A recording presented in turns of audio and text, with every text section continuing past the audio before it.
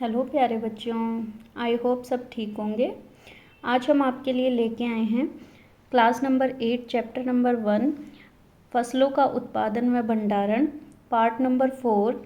इसमें हम आपके लिए लेके आए हैं फर्स्ट चैप्टर की एक्सरसाइज यानी क्वेश्चंस। लास्ट पार्ट में हमने यहाँ तक कर लिया था, यानी चैप्टर हमने कंप्लीट कर लिया था। और आज हम देखेंगे कि इसके एक्सरसाइज के क्वेश्चंस में क्या क्या आंसर आएंगे। इसमें से कुछ क्वेश्चंस के आंसर मैं बता दूंगी, कुछ के मैं वर्बली बोल के आपको बताऊंगी, ताकि उसे आप अपनी लैंग्वेज में आप आंसर लिख सकें। आपको जो आंसर लिखने होते हैं वो रट्टा नहीं लगाना होता, आपको समझना होता है और समझने के बाद उसे अपने आप से भी आप उसे लिख सकते हैं। अगर आप रट्टा लगाओगे तो आप कभी भी उस चीज़ को नहीं कर पाओगे। आपको बस चीज़ें समझनी हैं, उसके बाद भले ही आप उसे अपनी लैंग्वेज में लिख सकते हैं। बस आपको कंसेप्ट पता होना चाहिए कि इसका आंसर क्या होता है। ठीक है बेटे, अगर किसी ने भी पहले वीडियो नहीं देखी है तो इससे पहले जो 3 पार्ट बन चुके हैं इस चैप्टर के, आप पहले उनको कंप्लीट देखिए ताकि आपको चैप्टर के बारे में पूरी जानकारी मिल सके। उसके बाद आप ये एक्सरसाइज के क्वेश्चन करना बेटा, तभी इसका फ़ायदा है। अगर आप केवल एक्सरसाइज के क्वेश्चन करोगे तो आपके बेसिक्स क्लियर नहीं होंगे, आप फिर रट्टा लगाने में ही रह जाओगे, समझ के साथ आपका काम नहीं बनेगा। तो इसलिए आप सभी पहले पार्ट 3 देखिए इस चैप्टर के, उसके बाद आप इस पार्ट पे आइए। और वीडियो के कमेंट बॉक्स में ज़रूर बताना जो क्वेश्चन पूछे जाएंगे उसके आंसर आपको करने हैं। पसंद आए वीडियो तो लाइक करना है। ये आपका पूरा मतलब डाइट की तरफ से और ब्लॉग की तरफ से पूरा प्रयास है कि हम आपके लिए कुछ अच्छा बेहतर कर पाएँ। तो चलिए अब स्टार्ट करते हैं। उचित शब्द छांटकर रिक्त स्थानों की पूर्ति कीजिए। सबसे पहले रिक्त स्थान आए हैं बेटा, तैरने, जल, फसल, पोषक, तैयारी। ये हमें देखना है कि किस लाइन में ये सही बैठते हैं। चलिए पहला देखते हैं हम। एक स्थान पर एक ही प्रकार के बड़ी मात्रा में उगाए गए पौधों को डैश कहते हैं। ये आपको पता होगा, हमने स्टार्टिंग में ही पढ़ा था। एक ही स्थान पर जब हमने बड़ी मात्रा में एक जैसे पौधे लगाते हैं तो उसे हम फसल कहते हैं। तो इसका आंसर हो जाएगा फसल। ये जो ऊपर दे रखे हैं इन्हीं में से ही इसमें से आंसर होंगे। तो फसल हमारा हो चुका है, कै का आंसर हो चुका है। ठीक है बेटा, इसके ऊपर मैंने लिख दिया कै। चलिए, फसल उगाने से पहले प्रथम चरण मिट्टी की डैश होती है। मिट्टी को सबसे पहले क्या करना पड़ता है? जो हमारे चरण होते थे जब फसल उगाते हैं तो सबसे पहला चरण क्या था? हम मिट्टी को पोला बनाते हैं। मिट्टी को पोला बनाना यानी मिट्टी को तैयार करना। तो यहाँ पे देखिए, तैयारी सबसे लास्ट वाला जो ऑप्शन है वो किसका होगा? ख का आंसर होगा।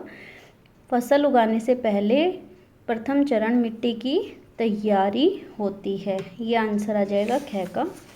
चलिए अब हमारा है, इसमें क्या दे रखा है? ग में क्षतिग्रस्त बीज जल की सतह पर डैश लगेंगे। जो क्षतिग्रस्त यानी खराब बीज होते हैं वो जल की सतह पर क्या करने लगते हैं? तैरने लगते हैं। क्या करने लगते हैं बेटे? तैरने लगते हैं। हमने एक एक्टिविटी भी करी थी ना, जैसे कुछ हमने मूंग के या चने के हमने बीज वो ले लिए थे और उसको भिगोया था। तो जैसे ही भिगोते हैं कुछ बीज अगर ऊपर तैरने लग जाएं तो वो मतलब अंदर से खोखले होते हैं, और खोखले बीज क्या होते हैं? क्षतिग्रस्त होते हैं, इसीलिए वो तैरने लगते हैं, क्योंकि उसका घनत्व क्या हो जाता है बेटा? कम हो जाता है, इसलिए वो पानी के ऊपर तैरते हैं। अगला है, फसल उगाने के लिए पर्याप्त सूर्य का प्रकाश एवं मिट्टी से क्या लेते हैं? फसल उगाने के लिए और सूर्य का प्रकाश चाहिए, और क्या चाहिए होता है? मिट्टी से क्या लेते हैं? जल लेते हैं तथा पोषक लेते हैं। तो जल तथा पोषक आवश्यक है। क्वेश्चन नंबर 2 में हमें क्या करना है? कॉलम ए और कॉलम बी दे रखा है, उसका हमने मिलान करना है कि कौन से के साथ हमारा सही मैच है। सबसे पहला है खरीफ फसल। खरीफ फसल कब उगाई जाती है? बारिश में उगाई जाती है, यानी वर्षा ऋतु में उगाई जाती है और सर्दियों में काटी जाती है। तो कौन सी फसल है जो बारिश में उगाई जाती है? धान व मक्का। इसका सही आंसर हो जाएगा फर्स्ट का ई, सेकंड रबी फसल, रबी 2 अक्षर के नाम है, सर्दी में उगाएंगे और वर्षा से पहले काट लेंगे। ठीक है, रबी यानी मैक्सिमम इसमें 2 अक्षरों वाली जो फसलें हैं वो आएंगी, गेहूं, चना और मटर। आपको पता ही है सर्दी में सबसे ज़्यादा खाते हैं, है ना, सर्दियों में बोएंगे तो सर्दियों में ही खाएं। तो गेहूं, चना, मटर जो है वो हम रबी की फसलें हैं। ठीक है बेटे।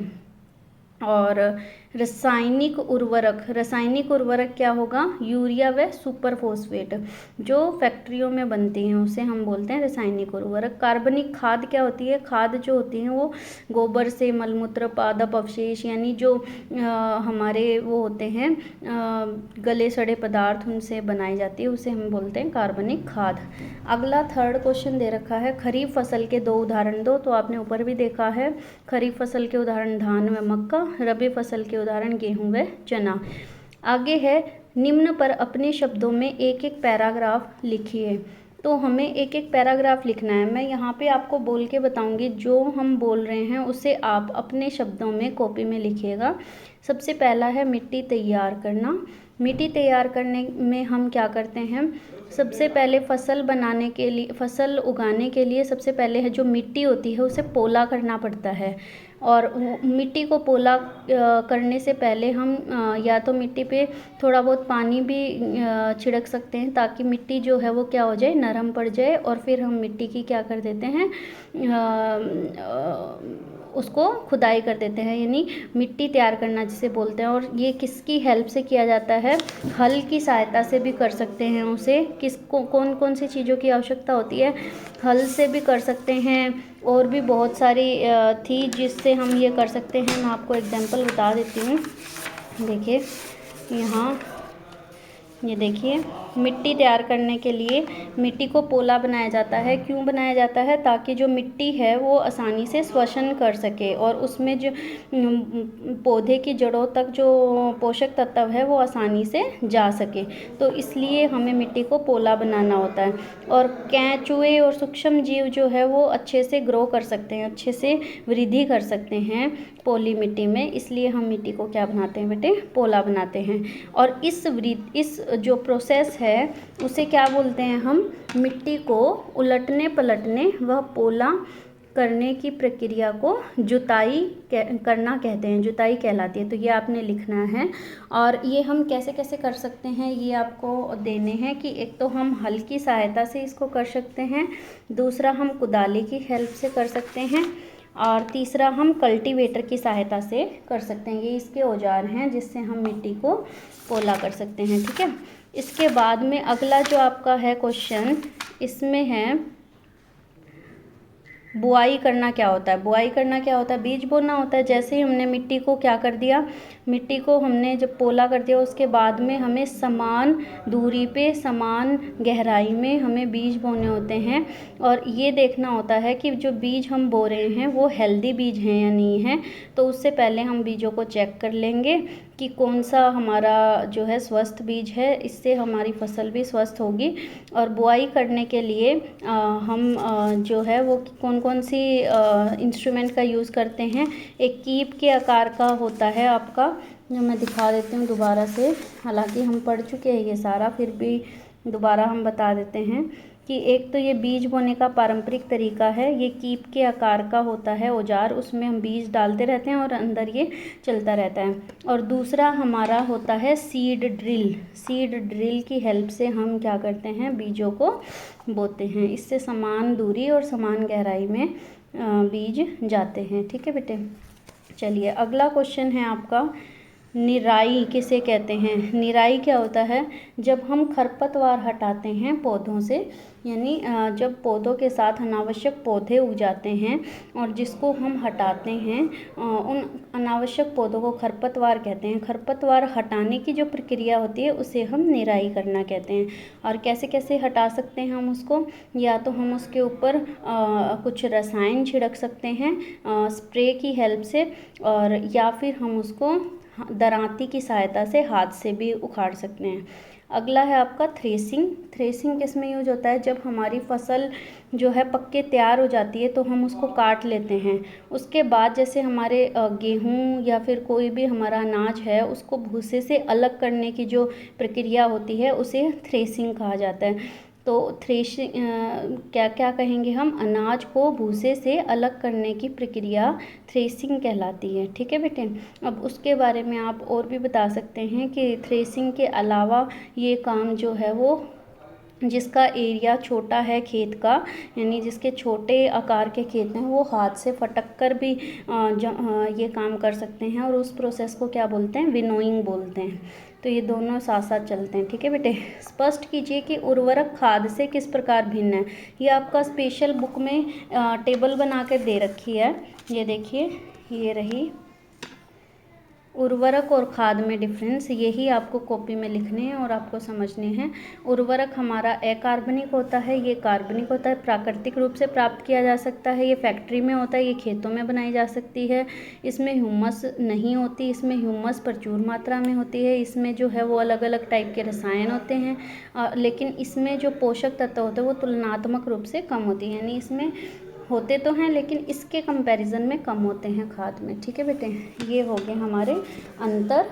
अगला क्वेश्चन है हमारा, सिंचाई किसे कहते हैं और जल संरक्षित करने वाली सिंचाई की दो विधियों का वर्णन करो। सिंचाई किसे कहते हैं? जब हमारी फसलों में हम जल देते हैं तो उस जल देने की एक निश्चित क्रम में एक आवधिक समय पर हमें जल देना होता है फसलों को, उसे हम सिंचाई कहते हैं।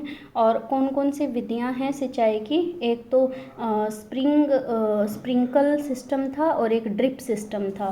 मैं फिर से दिखा देती हूँ आपको सिंचाई वाला भी। देखिए, सबसे पहले आप क्या कहोगे? विभिन्न अंतराल पर एक निश्चित अवधि सावधिक समय में विभिन्न अंतराल पर खेत में जल देना सिंचाई कहलाता है। लेकिन सिंचाई का जो समय है और बारंबारता है वो फसलों की मिट्टी व ऋतु के अनुसार होती है। यानी अगर बारिश की ऋतु है, अगर वर्षा की ऋतु है तो हमें सिंचाई कम करने की आवश्यकता होगी, और अगर गर्मी का मौसम है तो उसमें हमें सिंचाई करने की ज़्यादा आवश्यकता होती है। ठीक है बेटे। और ये क्यों आवश्यकता होती है? क्योंकि पौधे जो है बिना जल के वृद्धि नहीं कर सकते, उसके लिए जल आवश्यक है, इसलिए सिंचाई करना भी आवश्यक है। वो अपना प्रकाश संश्लेषण तभी कर पाएंगे जब उनके पास जल होगा, बिना जल के वो सूख जाएंगे। ठीक है। तो सिंचाई क्या होती है? एक निश्चित अवधि में फसलों के अंदर जल देना, यानी खेत में जल देना सिंचाई कहलाता है। ये ज़रूर लिखना, निश्चित अवधि में, क्योंकि ऐसा नहीं है कि आप एक बार दे के 6 महीने पानी ही ना दो। एक अवधि होती है, एक अंतराल होता है, यानी भाई 2 दिन हो गया, 3 दिन हो गया, 4 दिन हो गया, उसके बाद आपको एक बार फिर से जल देना पड़ेगा। और गर्मी का मौसम है तो और भी ज़्यादा जल्दी देना पड़ता है, बारिश का है तो थोड़ा लेट भी हो सकता है। ठीक है। इस प्रकार से आपको कैसे क्या क्या चीज़ें चाहिए ये आप स्रोत बता दीजिएगा। कुएँ, जलकूप, तालाब, नदियाँ, बांध, नहर, इन सब का हम यूज़ करते हैं। इसके अलावा जो होता है जिससे जल बचाया जा सकता है, यानी जो आपके क्वेश्चन में पूछा है कि जिससे हमारे जल संरक्षित होता है, ऐसे तरीके कौन से? तो छिड़काव तंत्र, एक तो स्प्रिंकल सिस्टम और दूसरा ड्रिप सिस्टम। ये आपके क्वेश्चन में जो पूछा गया है उसका आंसर है, एक तो छिड़काव सिस्टम और एक ड्रिप सिस्टम। इसमें हमारा पानी जो है वो संरक्षित किया जा सकता है, यानी इसमें हमें ज़्यादा जल देने की आवश्यकता नहीं होती। अगला है, यदि गेहूं को खरीफ ऋतु में उगाया जाए तो क्या होगा? तो आप क्या बताओगे? खरीफ ऋतु क्या होती है? बारिश की ऋतु, है ना। खरीफ कब उगाई जाती है? बारिश में। तो अगर गेहूं को हम बारिश की ऋतु में उगाते हैं तो क्या होगा? इससे पानी की ज़्यादा आवश्यकता नहीं होती। ये अगर बारिश में उगाएंगे तो पानी ज़्यादा मिलेगा इसको, और ज़्यादा पानी में गेहूं हमारा ख़राब हो जाएगा। इसलिए हमेशा इसे कब उगाते हैं? सर्दियों के मौसम में, यानी इसे ज़्यादा पानी की आवश्यकता नहीं होती, तभी ये बढ़ पाएगा। अगर इसे बारिश के मौसम में यानी खरीफ ऋतु में उगाएंगे तो ज़्यादा पानी की वजह से ये ख़राब हो जाएगा, इसलिए हम इसे सर्दी की ऋतु में ही उगाते हैं। चलिए अगला, खेत में लगातार फसल उगाने से मिट्टी पर क्या प्रभाव पड़ता है।